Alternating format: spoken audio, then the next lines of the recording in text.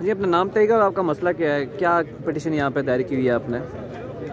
यहाँ हमारा हल्के का केस लगा हुआ था NA 246 पे मलिक आरिफ का नाम है। और कहना में हम मुझसे जो जीते हैं वो उनको जिनको सीट दी गई चौथे नंबर वाले को MKM को चोर को अमीनुल हक साहब को। और कहना में ये जो कुछ मर्जी कर रहे हैं ये इंशाल्लाह जीत पाकिस्तान तहरीक इंसाफ की होगी। और इंशाल्लाह हम हर फोरम पे जाएंगे।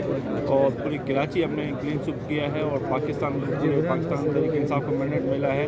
ये जो कुछ मर्जी कर लें इंशाल्लाह जैसे औरंगी टाउन के आवाम के में मायूस किया ना इनको पूरी कराची में इंशाल्लाह पूरे को इनको इंशाल्लाह जूते पड़ेंगे कुछ दिनों में। तो मुझे ये बताएं कैसे चौथे नंबर वाला कह रहे हैं आप इंसान, वो जो अमीन लक साहब हैं वो चौथे नंबर पे थे, आप बकौल आपके, और वो पहले नंबर पे आ गए, कैसे आ गए?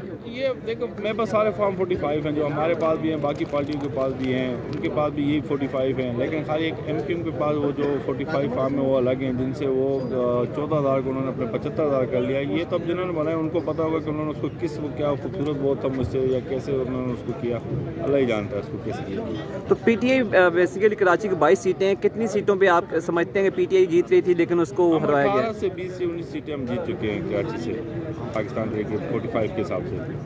लेकिन वो आपको सीटें आप वहाँ पे हरवाए गए? हाँ, हमें वो रिजल्ट रोके गए और फिर आखिर में एक एक करके हरवाया गया। Thank you.